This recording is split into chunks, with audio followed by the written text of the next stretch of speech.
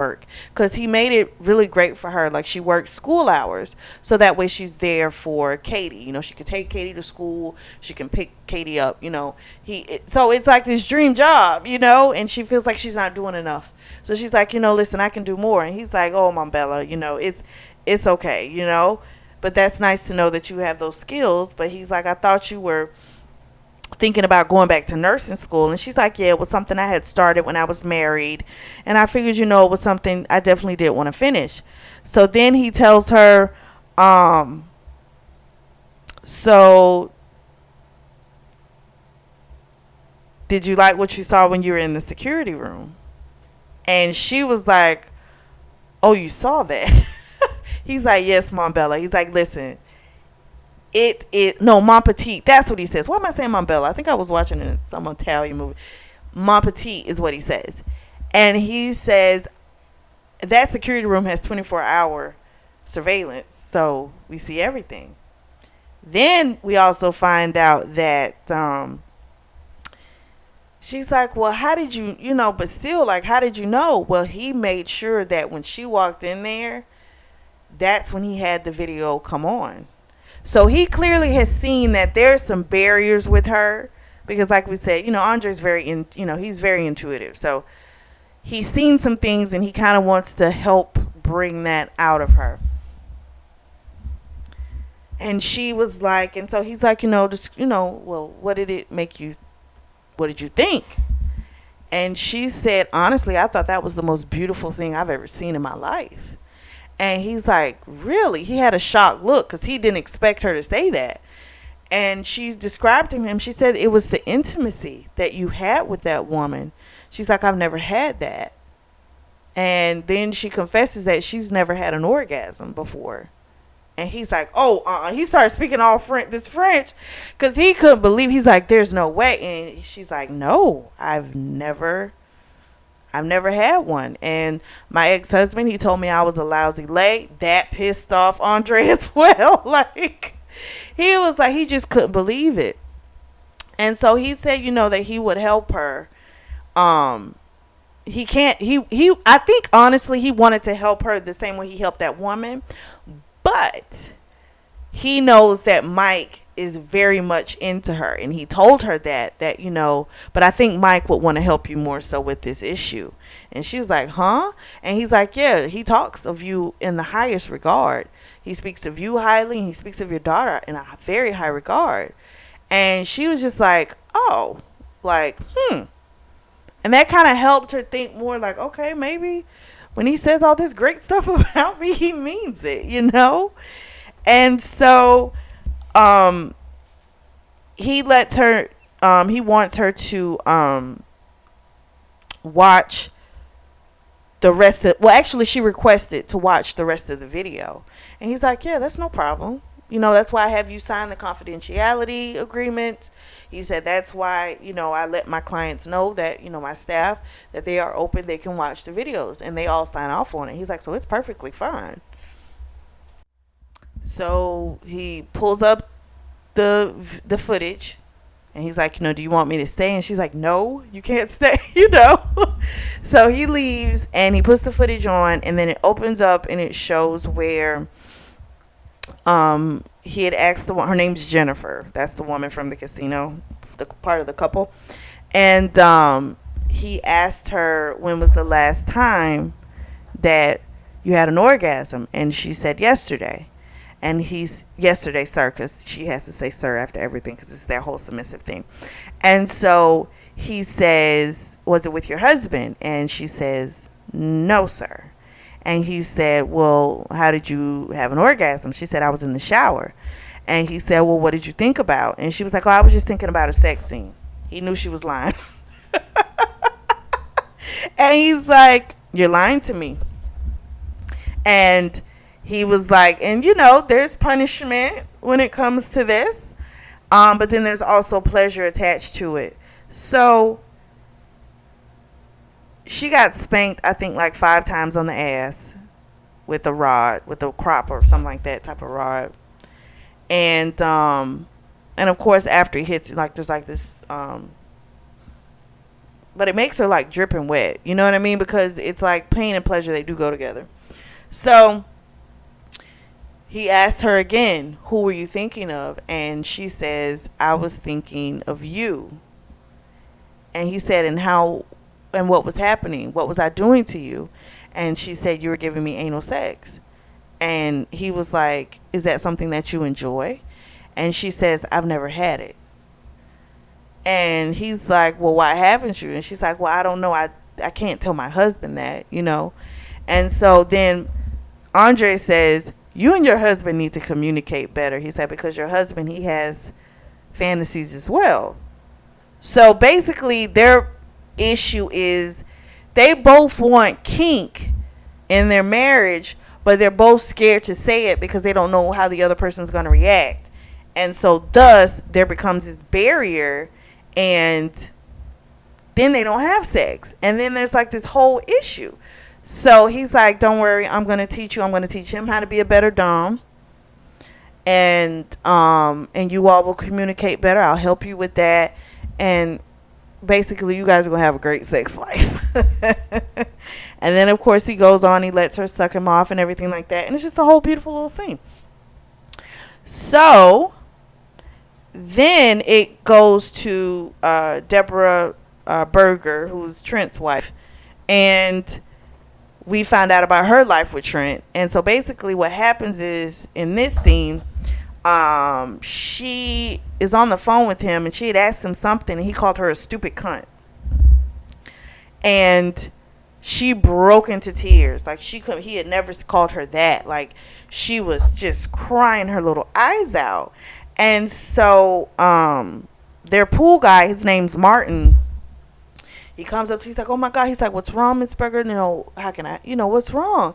And so she finds herself just kind of spilling her guts out and telling everything to Martin. And it was just so sad. Like she basically described how, she thought she had met an angel when she met Trent. Like he was the perfect man, which kind of lets you know something's off anyway. But he was at church every day, every Sunday. He gave her that impression that he was this other person, but it was just enough to like woo him. And he's like 38, 39 years old, so he's older than her. And her dad initially didn't want her with him, but she convinced him that, he was all these great things. And so the dad caved and, allowed her to go ahead and get married. And so she was just saying how as times have gone on, it's just changed. He tries to make her, ever since the beginning, he's tried to make her watch porn and she doesn't like it. And sex is all about him. He doesn't try and please her. It's just awful, And she was just like, she didn't say the sex part to Martin, she kind of kept that in her head. But it was just, she was just seeing that this guy is not the person he appears. Like, he's just, like, because this can't be the same person that I married. But it is. So, a couple days later, he has, Mike goes, he has, Katie and the roommate's daughter come over along with Marcy, and they to get in the pool, have dinner and things like that. And so while they're there, the pool boy's there. Guess who the pool boy is? It's Martin. And so Martin and Mike, they're friends, Mike thinks he's a great guy, great kid. He's younger, but he thinks he's a good person. So Martin makes great money, even though he's going to veterinary school, he makes great money. He owns the pool business that he does. So he makes really good money. And so he introduces Martin to everyone. And when Martin sees Katie, he knows exactly that is freaking Trent's kid. Because Katie looks every spitting image of her father. She just has her mother's eyes, these nice warm brown eyes, but everything else looks like her pappy. So he was like, and Marcy noticed his, like, this strange look came on his face, but she just like, oh, okay, well, whatever, So they have a great time. It was just nice time. And so then Marcy gets a call from from Deborah, and she's like, I can't talk long, but can we meet after Thanksgiving? And at first, Marcy's like, the hell is she calling me for? And she's like, well, why? Why do you want to meet me?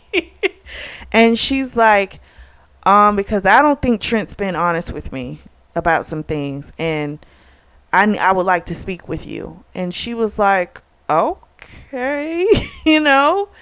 And she's like, and could you do me a favor? Could you not tell Trent? And she's like, well, what exactly are you having me keep? Because I don't, you know. And at first I was like, girl, bye. I don't want to hear nothing about he's a kid's father. He treats your child like trash. You know what I mean?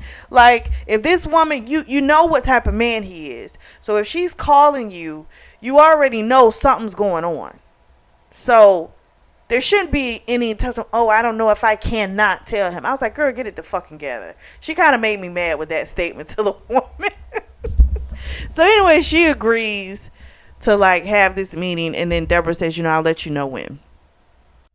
So when Deborah gets off the phone call, Trent's watching her.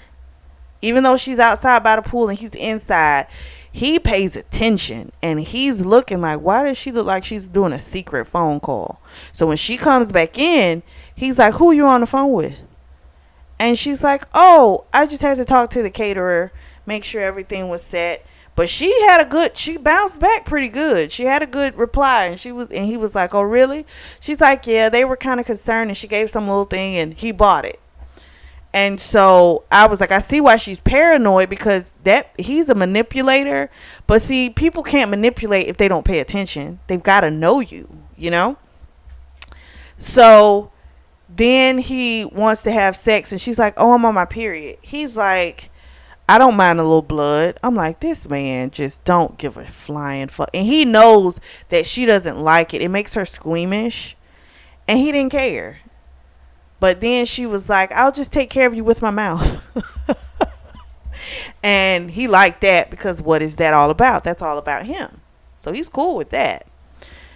So, because he threw out a Bible verse to her to try and get her to have sex while she was on her period. I mean, he's just a horrible fucking person. So then they have Thanksgiving at Mike's, and all his family's there. He has brothers and sisters and a bunch of nieces and nephews, and it's really just a wonderful sight. You know, Marcy always wanted that for her and for Katie, to have like a big family, and it really felt like that. It was beautiful. And so after the family left, he kind of asked her, he's like, listen, I know you want to take things slow. I know you just want us to be friends. He's like, and I'm okay with that for now. I'm okay, you know. But the lease is going to end on the condo. The other girl's going to move back in with her mom. She's like, you can just stay here. He's like, you can have your own room. Katie can have her own room, but you guys will have a place to stay. You know, Ziggy loves having you here, and you know I love having you here. And so she, of course, went back and forth in her head, but then she was like, you know what? Fuck it.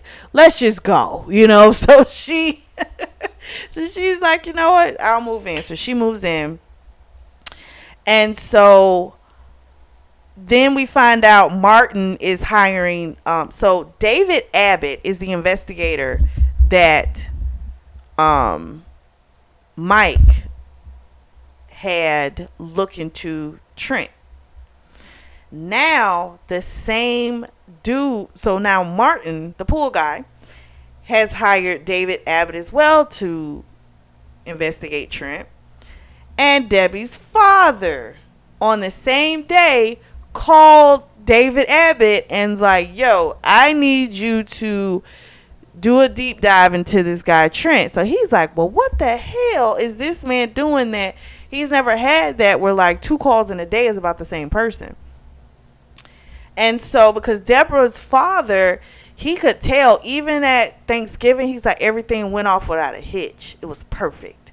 And he knew something was wrong. He could tell his daughter wasn't happy. And so he's trying to get to the bottom of it. Like, what the hell's going on? So David's like, hey, works for me. He pretty